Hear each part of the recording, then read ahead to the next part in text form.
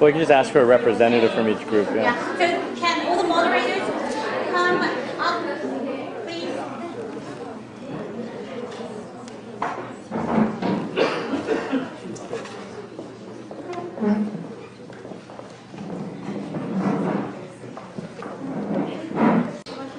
You want to start, or do you want me to do it? So whoever moderated group 1 or theme 1. Who was is that Suzanne or? Suzanne?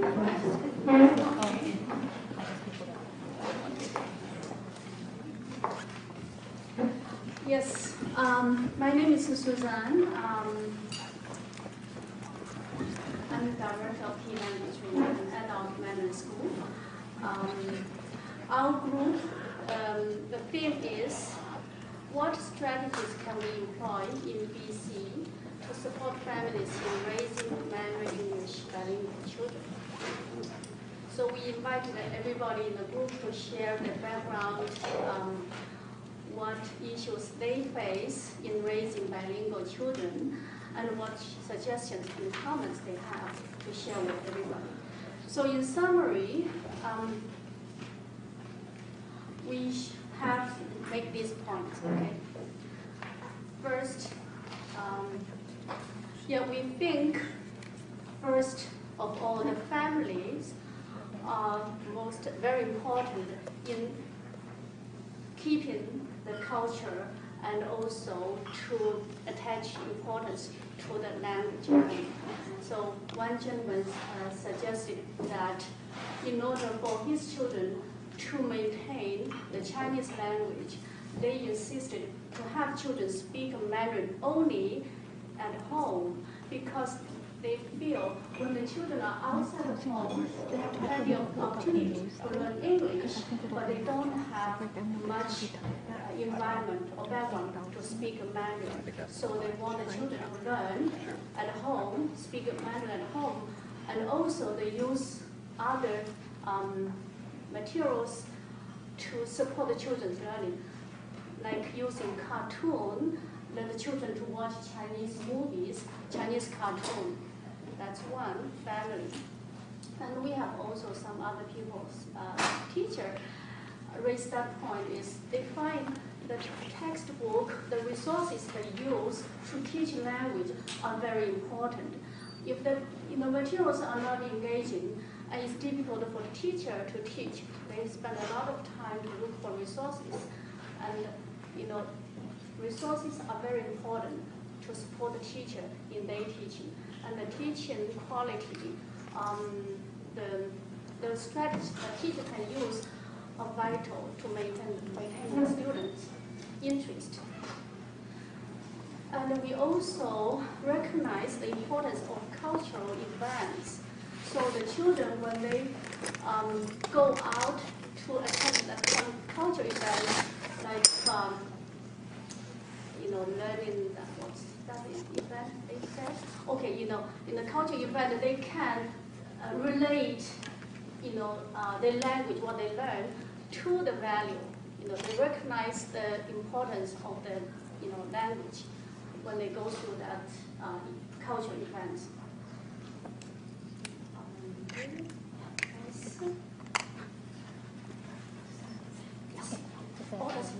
Yes, you edited more?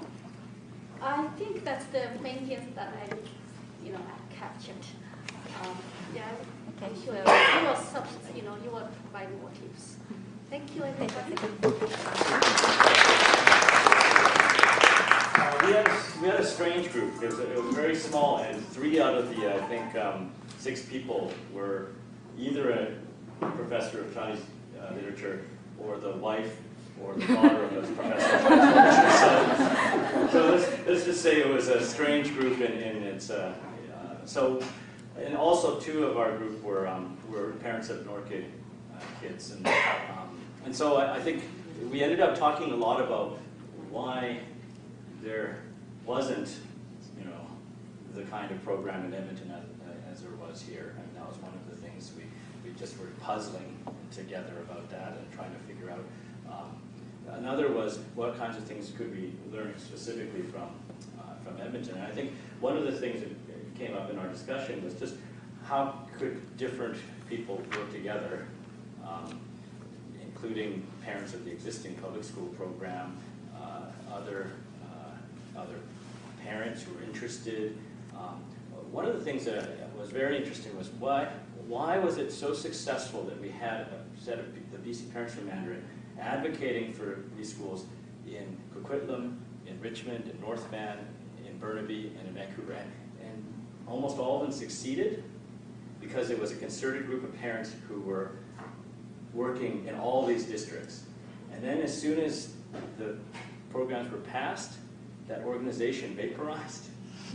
And so rather than keep having an umbrella group that kept advocating, that kept supporting, that kept on perhaps talking to each other across the district lines, what happened was then each of the districts, and Patsy mentioned this, they fell into their own internal politics and the schools and the school boards, and next thing you know you have 4 different programs.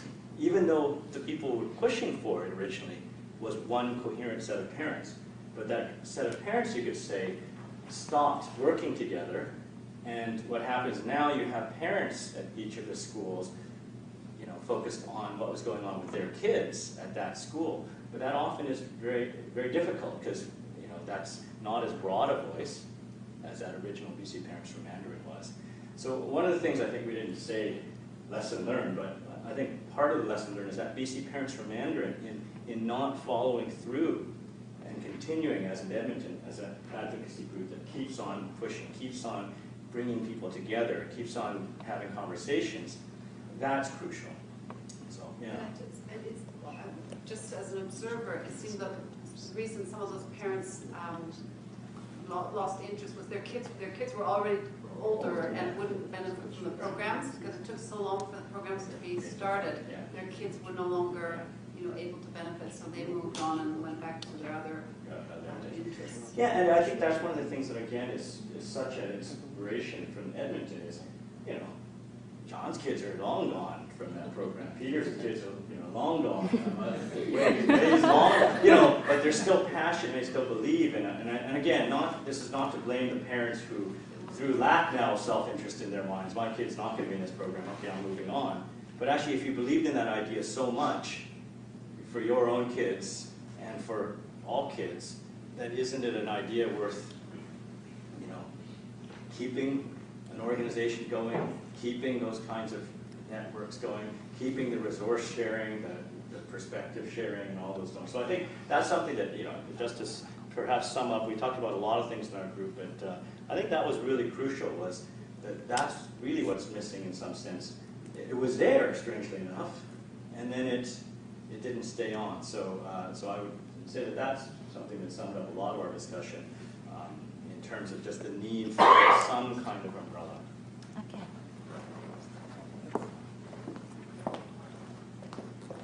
Okay, my group was, we talked about our experience with language learning, what we called about today's forum. We had parents who have parents from John Locke and also parents from the Coquitlam bilingual program, and also teachers who were teaching at the Coquitlam Confucius Institute and other Mandarin teachers too. So they all had their experience either from parents' perspective or teachers' perspective. But what came, the biggest concern and the topic was that, as like Patsy said, we don't have a coherent system, curriculum, and you just don't know if your kids are learning well or not. And so we had Dr. Wei Li as our advisor, so we sought advice, and we came to 3 points. One is we need a curriculum, of course, and in Edmonton it was the school board's initiative that created a strong curriculum, and so in Vancouver we need something like that, and not just in Vancouver, but hopefully across the border we can collaborate to create a curriculum. Another thing is to have your students take tests like HSK or YCT, and they have different guidelines, and the teachers can follow that, so that would also ensure that you're teaching certain things that are coherent. And lastly, they also, in Edmonton, they also use the Common European Language Framework that focuses more on the function of language learning. So I can introduce myself, I can order food, that kind of thing. So they also have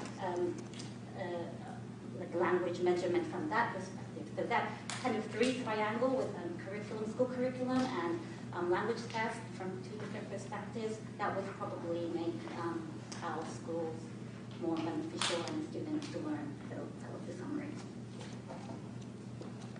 And hi.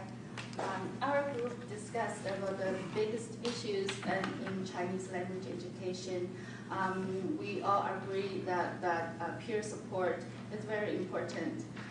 Yet in BC, especially in Coquitlam, Burnaby, Vancouver, it looks like we don't have this teacher peer support. So the connection between teachers, between Chinese language teachers, are not there. And also, there's one teacher mentioned that being the only Chinese teacher in the program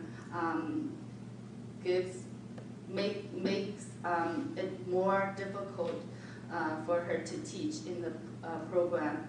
And also, the second point we discussed is the great variations between the proficiency among the students. Some students are highly proficient orally. On the other side, you have this very low proficient student who can barely speak. So being a teacher, how to gear your class towards these different students are a great challenge.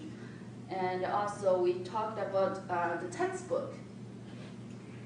So in here, as we mentioned before, the textbooks are basically decided by each teacher. So each teacher choose different textbooks, and there's no standard.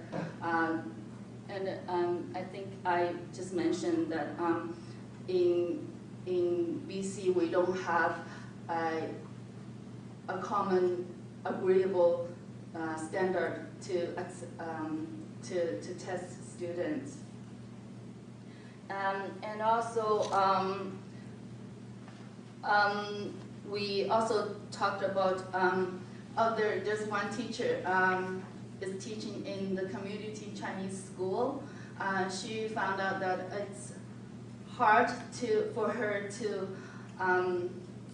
teach in a very active way whenever she wants to implementing activities, because those students are used to the traditional way of teaching. So the activities don't work very well in her school. That's one of the points. That's about it. Thanks.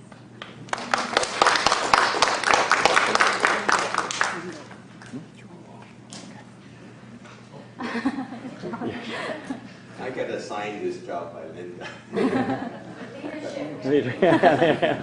Yeah, she's learning to delegate. But anyways, I think our group hit almost every point that the previous three groups hit on,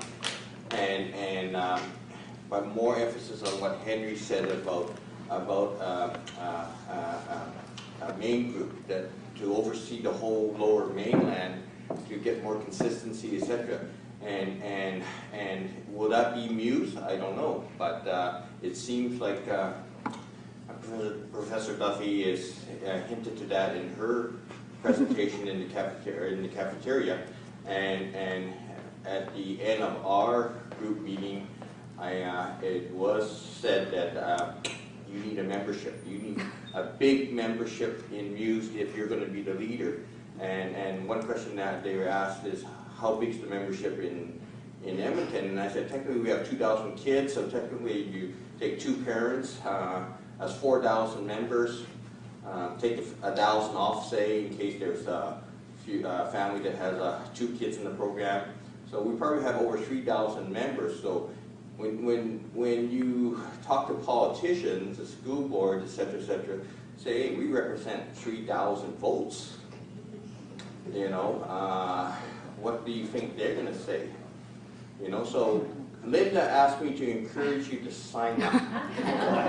Sign up, introduce, become a member. Forms in your packet, it's green. Yeah, become a member, be a voice in the Lower Mainland. I also emphasized that one of the parents hinted at saying, hire Peter to come out here to sell insurance. to advocate and get membership. But I sort of told him that, you know, 15, 20 years ago, I was sitting in his chair. I didn't know nothing, you know, and we want our kids to learn. We want them to learn Chinese, learn English.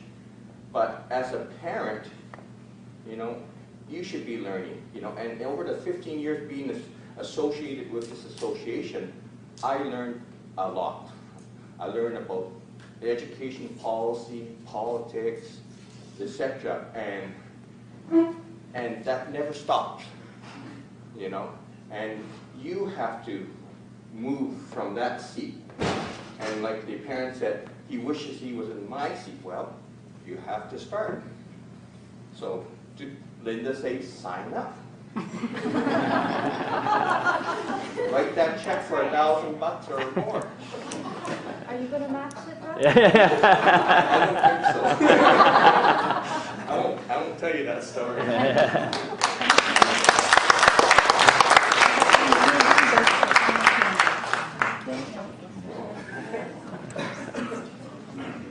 All right, so we're coming down to the final stretch of our forum today, this beautiful afternoon.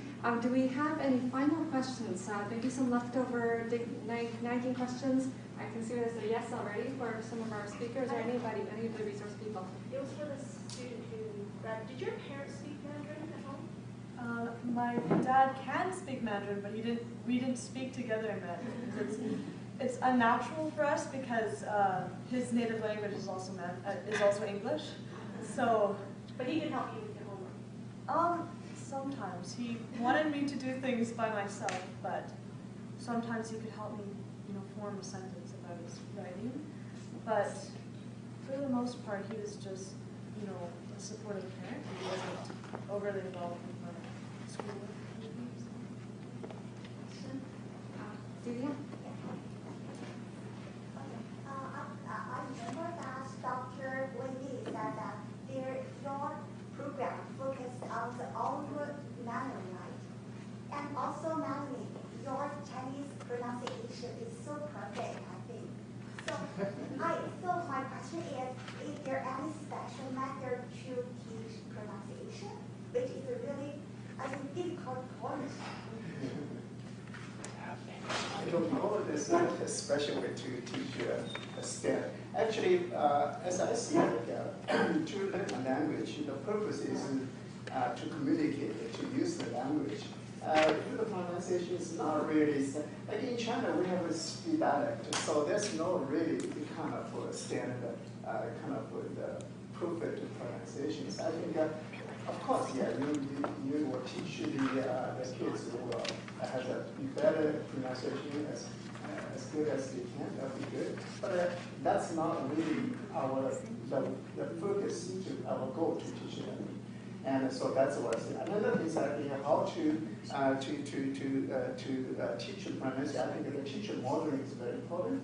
And you can see that I have a Shanghai dialect because I grew up in Shanghai, so maybe I will pass some dialect because it's not a purpose to teach them, but it's modeling. I think the teachers modeling the students' pronunciation. I think that's also very important. Can we add just that the benefit of having Mandarin-speaking children in a bilingual education class is that not just the teacher is modeling. So as much as I think Dr. Whaley is absolutely correct, having other kids in who are speaking different dialects of Mandarin also because of their home language, that's crucial. You cannot have the one-eyed leading the kingdom of the blind. And what that means is if there is only one person speaking Mandarin, well, of course, everybody will model on the teacher, and everyone else is ignorant, they're blind, so to speak. Mixing in Mandarin-speaking kids is one of the crucial innovations of that program compared to others in North America. It's one of the few that is, because it was open from the beginning, that you had Mandarin speakers. So I think that's maybe in the Edmonton they don't realize how unique it is. 5 years ago, we had this forum, and one of the school board trustees asked the Edmonton School Board administrator, do you let in Mandarin-speaking children into your program? And at first, the Edmonton administrator didn't understand the question because she was thinking, I don't understand. Why would you even ask this? And then the person repeated it. Do you let in Mandarin-speaking kids? And again, she sort of went, well, why wouldn't we? Because again, in the Edmonton context, Mandarin speakers are in there too. That's something I would just, going to your question, then they actually talk to each other. The kids learn from each other, not just from the teacher then. Our policy is school policy, so our program is open to everybody. So that's our policy. So anyone want to learn, we're welcome.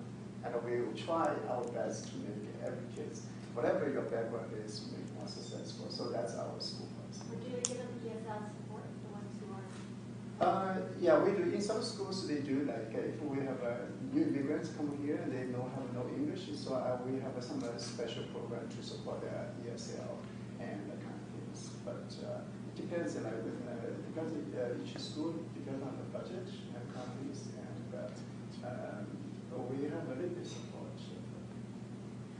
Suzanne, did you want to respond to this question as well? And Melanie. Just to give the ESL support. So when I was in grade 1, I was in the bilingual program, but I was also taking ESL classes in the school. And I mean, they really helped because my parents speak Thai Chinese and sort of Cantonese and no Mandarin. So it really helped me, first of all, understand English a lot better, different layers of it, because you go to ESL class and they teach you a little bit slower, but then you understand the language a lot better. So then that's also very transferable when you learn Mandarin, because if you have other dialects that you speak, like me, Thai Chinese, Cantonese, and Mandarin, then you see different layers of language, and then you learn a lot quicker, even in Mandarin and in Chinese, or in English. And do the parents have to pay for it? Like you were talking about funding, parents don't have to pay for anything. Oh, no, that's no okay. It's all okay. Yeah, it's a compulsory, so the parents don't pay. Do we have any more panel members that want to respond? Melanie?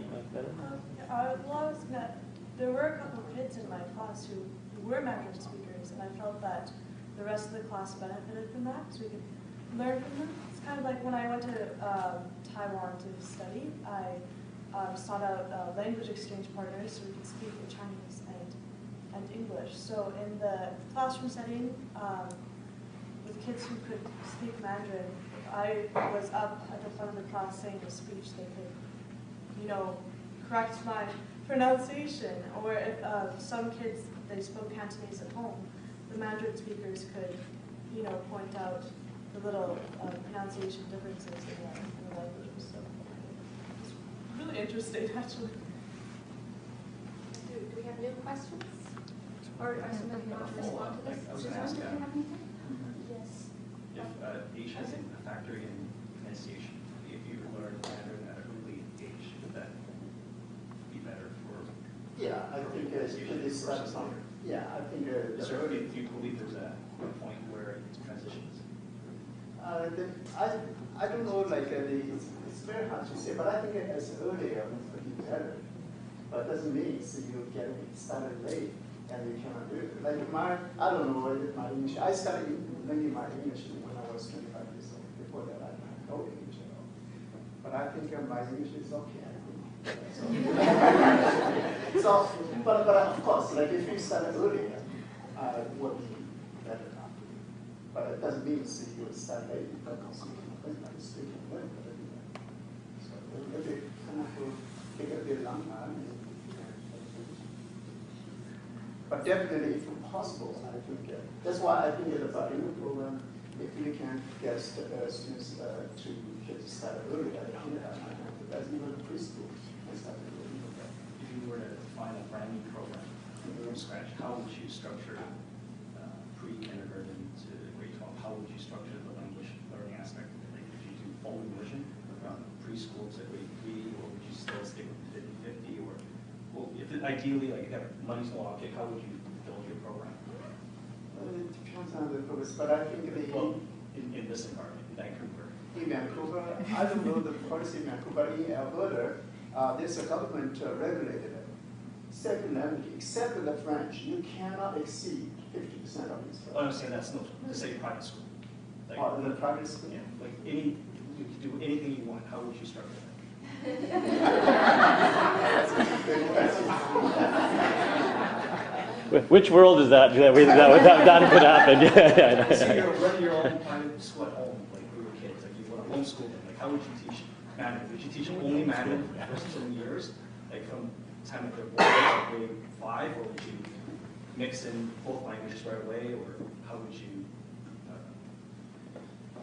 So that's a two big question. I cannot answer this question, so like which is the best way to do it, and I think it really depends on your personal target. What do you want my kids to be? And so I think it really depends on it.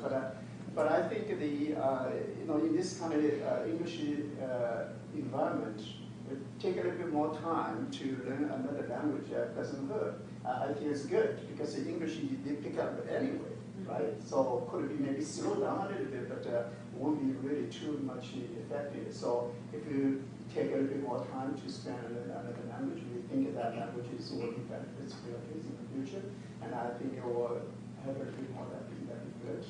But one thing is definite is that if the kids can learn 2 languages or 3 languages, that's will be definitely will be benefits, and in terms of academic, in terms of many potentials, abilities, and I think that will be beneficial. Thanks, Dr. Lee. Anything to add from anybody? Suzanne? Suzanne is not only a music member, she's also a language teacher. I would like to share with you my personal feeling and my view on Mandarin English bilingual education. I came to Canada 8 years ago as an immigrant from mainland China. I taught Mandarin, French, and English in China. Coming here 8 years ago, I didn't see any future as Mandarin teacher because there was no way. I just didn't feel there was an importance, or people see learning Mandarin as that important, and seek training as language teacher. The only option that I could get is to go to French immersion program because I was fluent in French. I have a degree in French. So I went to the UBC teacher education French immersion program. And also I did my practice in Richmond in the French immersion school and also school. When I went to the school, I see in Richmond nearly 50% of the student population from Asia, from China. But on the other hand, I really felt there was no presence of Chinese language or Chinese culture in the school. Personally also, when I was in the school during my doing my practice, I felt very lonely. Although there were so many Chinese students, but as the teacher, when I was doing my practice, I didn't see any other Chinese teacher or someone who would, speak or any way to hear Mandarin or see any Chinese culture present in the school. I felt very, very lonely. And also I felt like although there was big population, Chinese population, but our language, culture was not valued at all, was not equivalent. It's just not, I felt sad in that way. And now today I heard there was Chinese teachers training program, in UBC. I'm so encouraged. I wish that, when I came here seeking teacher education, I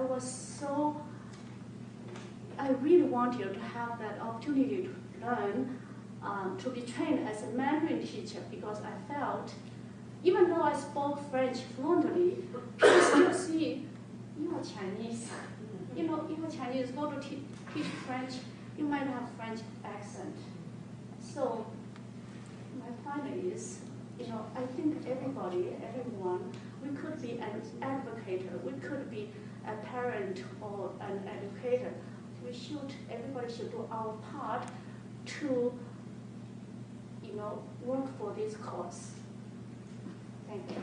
I want to say something. I run the Vancouver Asian Film Festival, and people always say to me, oh, years ago before I started, they said, oh, well, Vancouver, involved in the Asian population, should have a festival. We did have a festival. So I think it's a double-edged sword that people think because we have this much Asian population, that it's the natural, so nobody wants to stand up there. It surrounds us everywhere, that it's part of the culture. So it's not a special culture. Like, it's not something over and above that we do because we're surrounded by it all the time, and we take it for granted. And I think that's why there's no real cohesive advocacy, because we just assume it's there. Whereas Edmonton, I'm sure you always had to fight for it. Maybe like our parents' generation had to fight for it. But with the wave of immigration, it's become like a double-edged sword. We have it, but we don't appreciate it, and we don't fight for it. And I think that's sort of what's come about. Yeah, I also think that really we are so left behind in Mandarin English, you know, education comparing with other parts of the world. Thank you. Thank you for those personal comments, Suzanne. Much appreciated. Just a note about the teacher education program, so you don't get too excited about it. We really fought to get this course up and running a couple of years ago, and then it was postponed because the teacher education program was going through a major reform. It's called the CREATE program, it's the new version. So, and then it wasn't offered last summer as it was supposed to be. And then it's offered this summer, but now it's an elective. It's not a required course. And it's K to 12, teaching Chinese teachers. But normally you have to have 18 students for that course to run. We'll get graduate students and others in it, but so it's we now have a place in the curriculum, at least a placeholder. We were able to advocate that we should have a special course for that. We don't have one for Japanese or for German, or we have for French, of course, because of the numbers. But so that we made some progress there, and yet it's still only an elective. It's not a required course because we don't have a curriculum yet for K7 Mandarin. At the secondary level, we have one section that's for French teachers taught in French, methodology and curriculum and so on for future language teachers. But for the other languages, I was talking to someone today who was in that course earlier, and then we mixed together future teachers of Spanish, German, the other languages, Korean and so on, and Mandarin. So it's not differentiated according to the language specialty. So now we have one that started, but still, you know, it's still not a required course for people planning to go into say the Mandarin English bilingual programs, and partly it's just numbers. We don't have enough places for future teachers, and also it's hard for people to get admitted into the teacher education program because of some of the things that were mentioned, having enough of the Canadian content and all that sort of thing. But we're making progress, and hopefully down the road we'll have something that's an even more substantial part of the curriculum. Thanks. For that clarification. Any question I about have a comment actually. There are a lot of educators here teaching in Mandarin. I'm from Singapore originally. My name is Stephen. I just sitting here this seminar, I just realized that I'm from an English Mandarin bilingual program. I don't speak Mandarin. I only speak two dialects at home. You know, in Singapore and during the time growing up, it's not cool to speak Mandarin. It's not cool. Okay? It's not cool, especially from an English school, right? A Protestant-based school. It's not cool. So we have to go through all the training. But I'm one of the students who like languages, so I kind of kept up with it.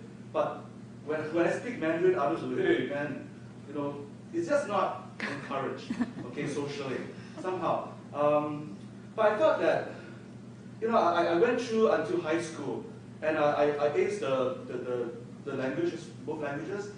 But I hated the subject, and I saw that I'm never going to read Chinese again, you know, like no newspapers, and I forget that. I mean, I used to write 2,000 word essays in Chinese. Now I can't, okay? But anyway, I had that base, but what reignited that passion for the language was when I got connected to something meaningful to me.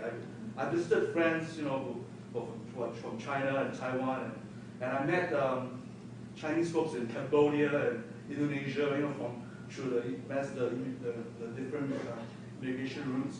Then I began to realize that this language is cool. And then I had to, you know, look at conduct business in China and realize that, oh my God, there's so much to learn, right? And then, of course, you know, now as an adult, practice. I'm trying to get business in China. It's a different level again. You talk about Chinese history. You know, the question what have you read in China, and there's a lot to learn. But I was glad I had that base. But I want to share that to a lot of educators here that it wasn't fun learning Mandarin.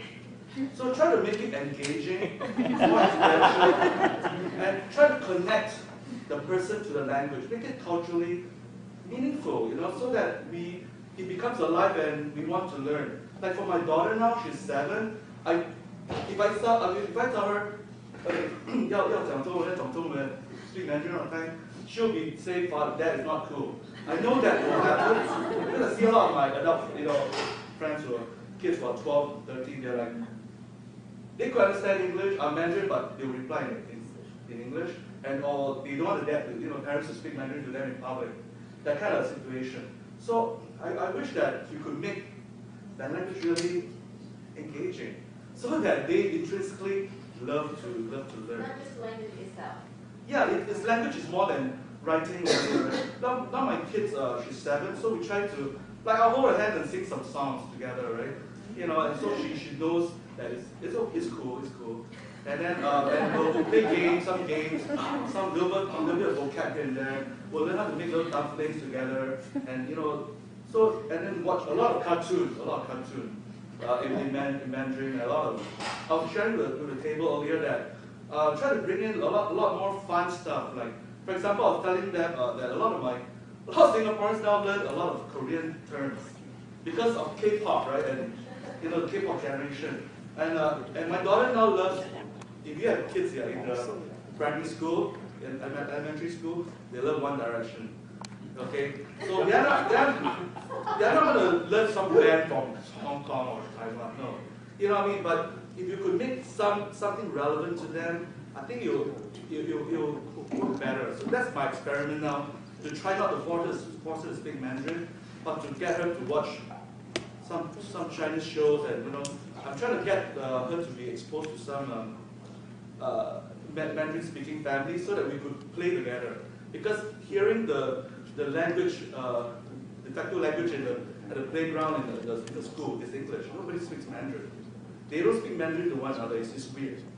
So it's not natural. So anyway, my point is about making the learning interesting, engaging, and not just how to read, write, you know, and all that. So thank you, because I hated that.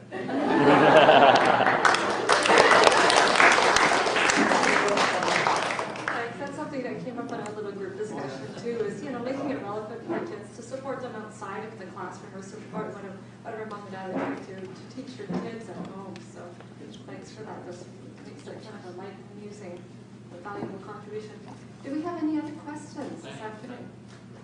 Please. I mean, obviously, the last thing you want your children to have is, you know, seeing myself as a poster boy for not learning Mandarin. I mean, I was brought up in the 60s and 70s, so you probably know how old I am right now. So at that time, we didn't have any Mandarin education at all. I mean, the only Chinese education we had came from our parents. And as a team, obviously we shunned that because we're in Canada and we did not have the network of Chinese community that you have here. So, I mean, like you're saying, to learn in context. So I guess the reason I'm involved and John is involved and the parents are involved, like Daniel, is because of our children. that is our context to us for our passion that to push forward this bilingual education here in Vancouver and in Edmonton itself.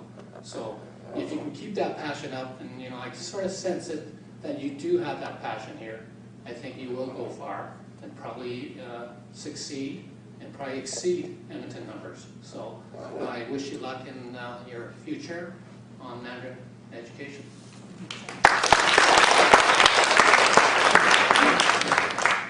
Peter, and anyone else would like to raise a point?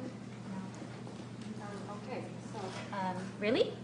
Like now's the chance to talk more questions to the students We and have just a few more minutes if you want to. any questions? Anything lingering in your mind that we didn't quite touch on, didn't have a chance to get to this morning? Get time to fill out the membership. Okay, well then we'll just stop. We'll move on now to, please, go ahead. I am a teacher. I teach Mandarin at the Saturday class. So I really learned a lot from the forum today, and I like to hear from the parents' point of view is what's your expectation from the teacher and from your kids? You want them to be fluent just orally or literacy as well. Better literacy, but it's okay if they don't push them. Because as a teacher, especially for the Saturday class, sometimes it's so hard to see the progress. This is so frustrating. Yeah, you always kind of warm up every week. Started teaching. It's so hard, and try not to discourage them. Keep it learning. So we have to entertain them, and of course try to make the course more interesting, engaging. Of course, we try our best, and because this is not the way we learn. We learn Chinese very serious, right? Because like I'm from Taiwan, right? So it's very serious learning. Right? We don't really have experience, right? Or North American life experience, right? So we are learning as well, right? Yeah. So back to my point, I just wanted to hear from the parents. Yeah. So how much you expect from your children? If you only send your children to the Saturday class, what do you expect from them? So I know how I'm going to teach them. Thank you. Maybe you can answer individually. It's like to you afterwards. Yeah. Afterwards, you can tell her. Yeah. Sorry, did you have something to ask that question? I actually have some comment about this question, because I think within schools in Vancouver has an established history, and they have something to offer for Chinese learning, like in general. Actually, I teach in a private school. We have Mandarin in regular program, but when parents came to me, whether I should continue to send my children to weekend school, I would say as long as they do not kick and protest, just keep sending them as long as they have friends who do it together. And usually if you start early enough, I think they will just make it really part of their life, as long as it's not too hard for them. Because in my regular Mandarin program, I only see them twice a week. I don't think that's enough. Like, if you can just add more, why not? Yeah, that's my point. So I don't think they need the two actually complement. I would say my purpose for learning education in for the regular program is just introduce language to students, just generate their general interest. And maybe for some specific literacy, some advanced reading, writing, every harmless place. If they continue in their reading school, fine. Okay, thank you. So we'll address the parents' response, but let's have Palma, because she did a fair bit of research on this topic, so we'll see what she has to say. Thanks. First of all, I'm a parent, so my ideal world would be my son's able to read, write, and also, of course, be able to communicate. But Chinese being one of the hardest language to learn on this planet. If you think about Saturday school, it's only maybe 3 hours per week, I don't think that's sufficient enough for them to acquire this language. That's why we're proposing an idea of immersion school, immersion class. Because to learn a language, you do have to, aside from parent support, all kind of things, you have to have time for children to actually learn this language, to use this language. This is, I think, the main reason why many Saturday schools, like you said, warm up each time, but it's hard for students and also hard for the teacher. This might be one of the reasons. And also, I think being a teacher, our group also discussed about this point, and thanks for bringing up this idea of how to make learning meaningful, how to make it interesting. For example, one of the teachers in North Korea, she mentioned that doing a mall for students to learn all the nouns or all the things, so make it meaningful for students, not always like teach to the textbook. I think this is the thing I want to comment on. Thank you. Did you want some further responses from actual parents here? I'm one of the parents that have their kids in the Saturday morning class. I know there's probably one or two more here. One or two more with kids in the Saturday weekend classes? No? You? A couple? You should have your own group. Like, you should be telling her really in a continual way, I think. Yeah. Does anybody want to comment on what their expectations are of their class? And I think obviously it's perhaps not realistic to expect pure bilingualism at the end of the 1 or 2 semesters. Perhaps I will comment as a parent who's in the immersion program for myself. I don't think it's really motivation, right? How long she will want to stay in the program before the language becomes dead to her. She will learn it, but it's dead to her. So what I'd like for the program to achieve, is to get them to be interested, and then at a certain there'll be I hope there's a turning point, like 14 or 15, and then they'll learn on their own. So how much do I want them to write? I'm not sure, but whatever the basic is, but later I want them to be able to seek out the knowledge themselves. I think that's where the learning really occurs. So so like yourself going to Taiwan, seeing the night markets and being able to order in your total for whatever, and that's will be if you be motivated, yeah, that's all I want as a parent, not to write a 2,000-word essay. The 2,000-word essay. At which point do you guys feel that you can self-propel your learning without any teachers or structure?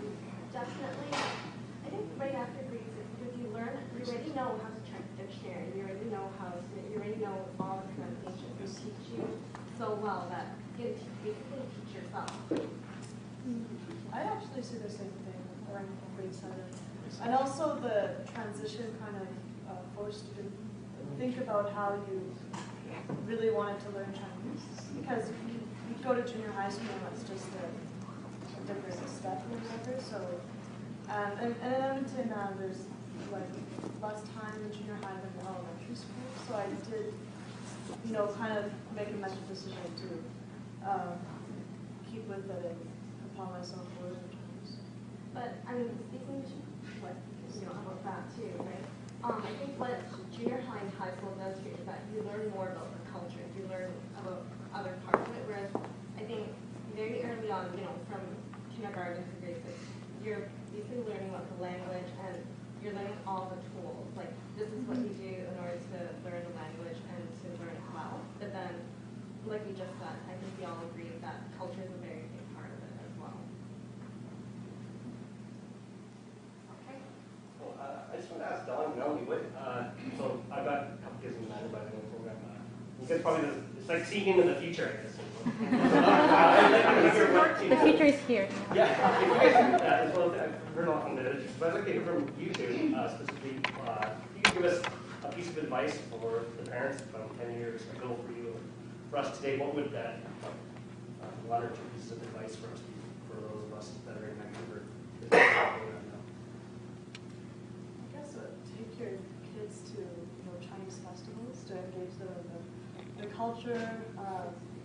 My parents were very supportive, I guess, because I joined like Chinese dance, but like as a parent, that kind of means you have to transport your kid to a place where they can do the dance and everything. So that's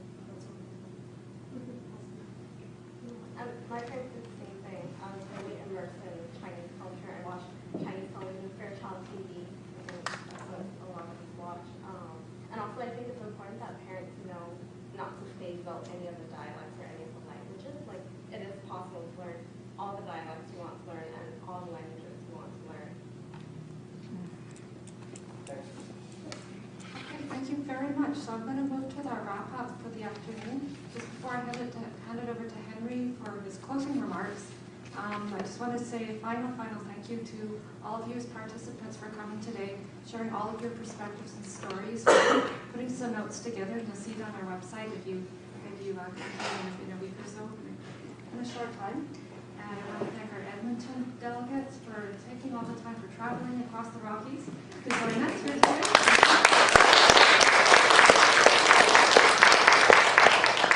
Their wealth of information. I wish to continue our relationship and learn more from you in the future. And hopefully we'll have things to brag about in a few years as well.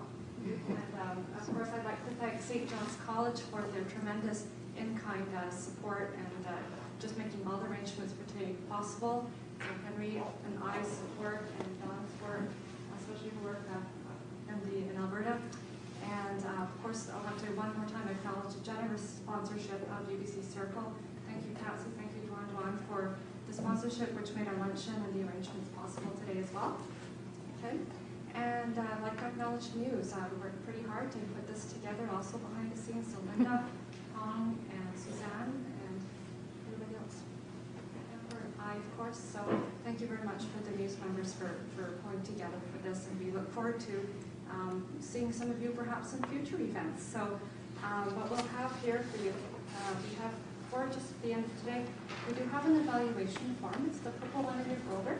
We would like to hear some of your feedback on how you found this event and some extra questions too.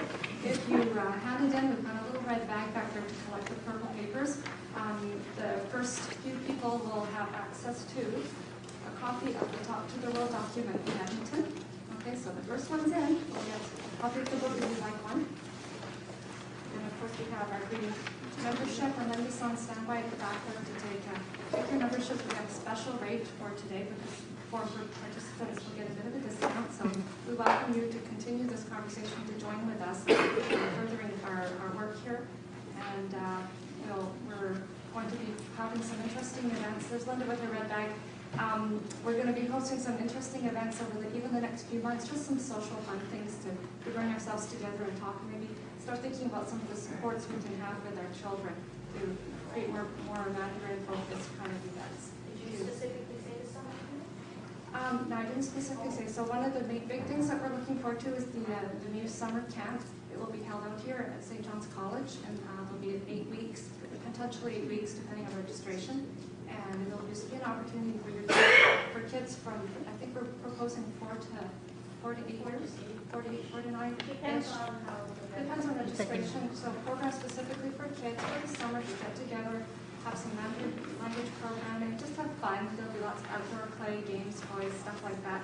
And just maybe reinforce some of the things that the Mandarin programs they might be taking during the school year that are not available during the summer. So we'd love to see you up for that.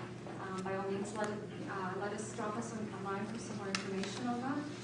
We're also thinking about a cruise that we just have to be socially get together at the end of August. There's all kinds of ideas that we have. So please stay in touch. We'll stay in touch with you. Okay. Thank you very much. Over to Henry for our closing remarks. Thank you very much. I'm good. Since Lani already thanked everybody, I'll skip that, repeating that in the interest of keeping the remarks short.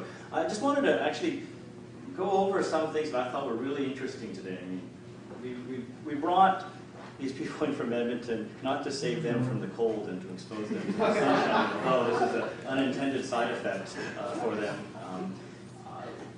We wanted them here because they'd had so much experience. A lot of the questions that many of you, I think, came within your mind, whether you're a teacher or you're a parent, they can help because they've been through it. They've gone through it. And so I think one of the things I noticed first is lesson was, don't learn by reinventing the wheel. You know, there are people who have gone through these that we can learn from. And so I'm very thankful, and I think we all are, to the Edmonton folks for having made this trip. So what are some of the things that we might learn from it? I think one is that it can't just be the parents of kids in school right now.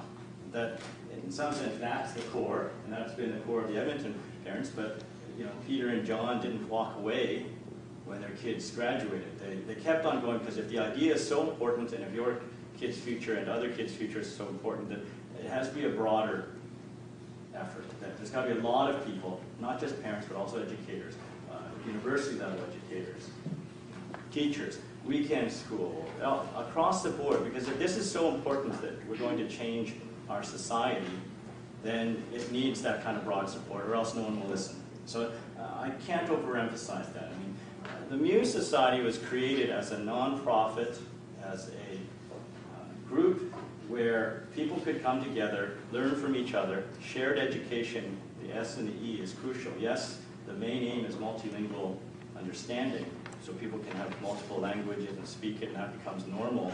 But also shared education, that whatever route you take for your kids, whatever school, that you share the best practices. That when it makes sense to share curricular resources, share learning techniques, all these, that we do it. And the only way you can do that in some sense is to come together and to actually know who it is that you're sharing with.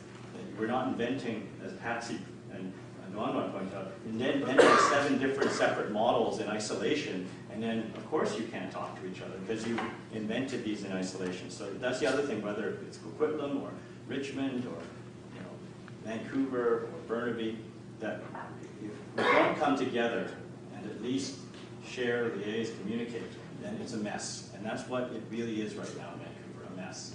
And despite all this potential of half our population ethnic Chinese, it's a mess. That in fact we do a worse job at raising our children to become fluently bilingual than Edmonton, Alberta is, and that's just a fact.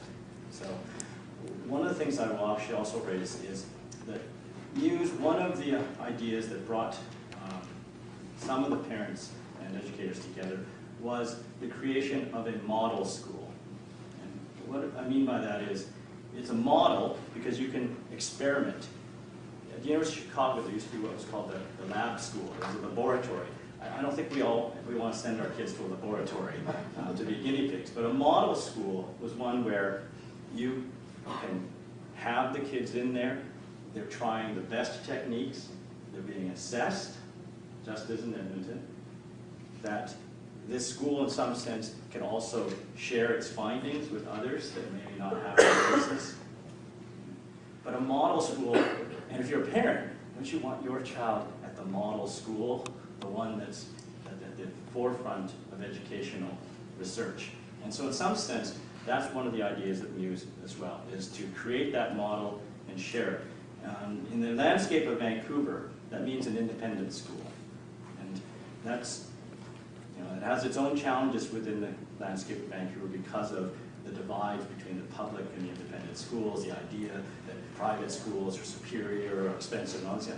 But in some sense, we should care less about which kind of school is better or worse. In fact, I think one of the things is, if we're going to carry this through, the public schools need support, the programs at Norquay and others in Coquitlam, Walton. If Richmond finally gets out of consideration mode into actually doing something, they're going to need support. And so one of the things, again, that if you are interested in joining Muse, is that one of their aims, and I think they've got the right people already, but they need more people with more expertise, is to create an independent model school. And that can start with as small as one class, a kindergarten class. And then when they move on to first grade, another kindergarten class. You can grow a school precisely around a small group of very passionate, like-minded parents who believe that by the time that their kids are 18, gone through there, they want them to be bilingual, fluent, orally, and in written. If that's the vision, then you can create a program, create a school around it. Other schools were created that way in the Lower Mainland. That's one of the interesting things about the landscape here of independent schools. Myself, I went through 18 years of public school. I believe in public education. I believe it's the best way to educate our children is to have a healthy public education system. But I also recognize that if we want to get this done very quickly, then we may not profitably wait for each of the school districts to work out between themselves how to do this in a coordinated way. And so the parents and educators that are in this room have to, in some sense, come together first. And I guarantee you the others will follow, because a good idea can only be kept suppressed for so long. And so I hope that today you've seen the chance and the opportunity to come together. What happens when you just come together even for one afternoon and just talk and share, and then you hear all these different perspectives and your own misconceptions. Oh, does this hurt the English? I gotta admit, even as an educator myself, I wondered, oh, but there's a study that shows clearly that it doesn't hurt English. In fact, it helps English language acquisition. And these are the kinds of things that only occur when a number of people come together and share what they each know from their own perspectives. And then I think we can build something much stronger together. And so again, I encourage you, Muse is one vehicle. I know that the Norca parents who are here, they've organized as well, and they should have a strong parent association that's attached to that school and to their own kids, and they can speak to their teachers. But they should be part of something larger, just as the teachers should be part of something larger, so that they're not alone. So it's not just one or two teachers going, what did you do? I don't know, what did you do? Maybe there's 10 teachers that can draw from each other for strength and share across the board. K through 16, we have at the University of Alberta, a coordination of, okay, once your kids finish grade 12, if they go to the University of Alberta, what will they learn? What do they already know? The same kinds of things can be done here at UBC if we think a K through 16 pipeline model that children are going through, not in haphazard, but in a coordinated, articulated is the word that came up before. That means you actually know what you're doing each step. So I encourage you all that you spent a long weekend holiday day with beautiful weather outside here. I know you've learned a lot. I've learned a lot.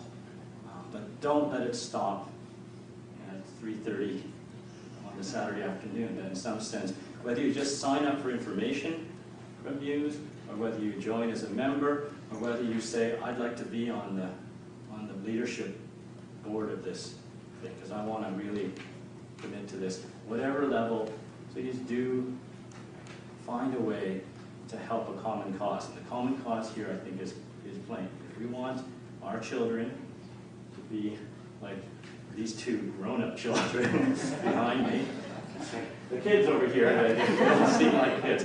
But that's, I think it was Joseph, you said, you're imagining that's what you want your kids to be like, right? In 15 years. Not a bad model. I want my kids to be like them. If that's what you're here for, that's what you've learned, if you've got a fire now inside to ignite it to do that, then join up into something bigger and let's help each other get there. So thank you for coming today. I'm glad that St. John's could host you, and I hope that you enjoyed the lunch. I hope you enjoyed all the talks. But keep in touch with each other. Even if you never see me again or talk to me again, do keep in. We're going to find a way to create a communication network so that you can get in touch with each other, share this educational process so that we can all sort of raise kids together. And there's that saying, it takes a village to raise a child. It's not just up to your parents. In fact, it can be counterproductive if it's only the parents saying, you have to do this, you have to do that. Because you don't say with algebra, well, if I don't know algebra, that my kid's never going to learn algebra. If the school is done right, they'll learn algebra. In fact, it can be counterproductive if you're sitting there going, why aren't you doing your algebra homework? Why aren't you doing it? And trying to. So same with language education. So let's think about it that way. Let's have good schools that can create bilingual kids. Thank you for coming, and safe journeys home.